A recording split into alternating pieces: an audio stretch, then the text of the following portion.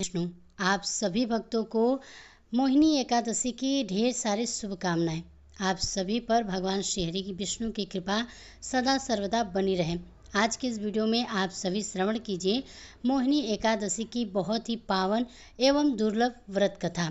कथा के अनुसार युधिष्ठिर महाराज ने भगवान श्री कृष्ण से पूछा कि हे वासुदेव, वैशाख मास के शुक्ल पक्ष की एकादशी का क्या महत्व है? कृपया मुझे इसकी कथा और व्रत विधि विस्तार से बताइए। तब भगवान श्री कृष्ण ने मुस्कुराते हुए मोहिनी एकादशी की कथा सुनाई। भगवान श्री कृष्ण बोले, हे धर्मराज, वैशाख मास के शुक्ल पक्ष की एकादशी को मोहिनी एकादशी कहते हैं। यह व्रत भक्तों को मोह माया से मुक्ति दिलाकर भगवान विष्णु की कृपा प्राप्त कराता है। इस व्रत के प्रभाव से पापों का नाश होता है और मनुष्य को सुख समृद्धि की प्राप्ति होती है। अब मैं तुम्हें इनकी कथा सुनाता हूँ। मोहिनी एकादशी के कथा के अनुसार प्राचीन काल में सरस्वती नदी के तट पर भद्रावती नामक एक बहुत ही सुंदर नगरी थी। वहाँ धनपाल नाम का एक वैश्य रहता था, जो कि बहुत ही धनवान और धर्मपरायण था। उसके 5 पुत्र थे, जिनमें से सबसे छोटा पुत्र दिष्ट बुद्धि अत्यंत ही दुराचारी था। वह जुआ, मदिरापान और अन्य कुकर्मों में लिप्त रहता था। उसने अपने पिता की संपत्ति को व्यसनों में नष्ट कर दिया और परिवार का अपमान किया।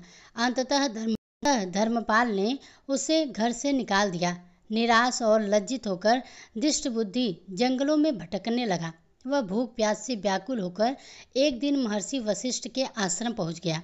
उसने महर्षि से अपने पापों से मुक्ति का उपाय पूछा। महर्षि ने उसकी दयनीय स्थिति देखकर उसे मोहिनी एकादशी का व्रत करने की सलाह दी। उन्होंने कहा कि यह व्रत तुम्हारे समस्त पापों का नाश करेगा और तुम्हें पुण्य लोक की प्राप्ति कराएगा। साथ ही महर्षि ने दिष्ट बुद्धि को व्रत की विधि भी बताई है, जो कि इस प्रकार है। 10वीं तिथि की तैयारी, यानी कि 10वीं के दिन केवल सात्विक भोजन करें।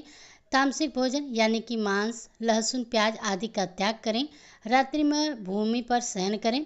एकादशी के दिन प्रातः स्नान करें और भगवान विष्णु की पूजा करें।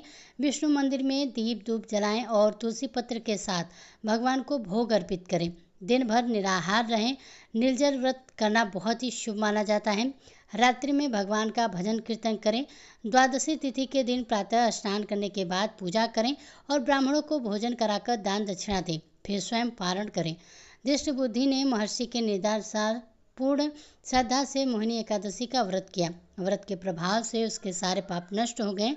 उसे अपने कुकर्मों का पश्चाताप हुआ और उसका हृदय शुद्ध हो गया। अंत में वह भगवान विष्णु की कृपा से वैकुंठ धाम को प्राप्त हुआ।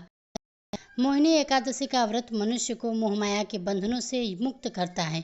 जो भी भक्त व्रत को श्रद्धापूर्वक करता है, उसे संसारिक कष्टों से मुक्ति मिलती है और अंत में वह मेरे परम धाम को प्राप्त करता है।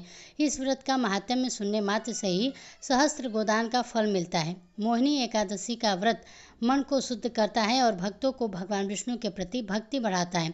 मोहिनी एकादशी का व्रत करने से व्यक्ति को सुख समृद्धि और मोक्ष की प्राप्ति होती है। यह व्रत विशेष रूप से उन लोगों के लाभकारी है जो कि सांसारिक मोहमाया से मुक्त होना चाहते हैं। युधिष्ठिर की इस प्रतिक्रिया को सुनकर युधिष्ठिर अत्यंत ही प्रसन्न हुए और उन्होंने भगवान श्री कृष्ण को प्रणाम करते हुए कहा, हे केशव, आपकी कृपा से मुझे इस पुण्य व्रत का महात्म्य जानने का सौभाग्य प्राप्त हुआ। मैं इसे अवश्य ही करूँगा और दूसरों को भी इसको करने के लिए प्रेरित करूँगा। तो भक्तों, आशा करते हैं आज की ये व्रत कथा आपको पसंद आई होगी। पसंद आई हो तो वीडियो को लाइक कीजिएगा।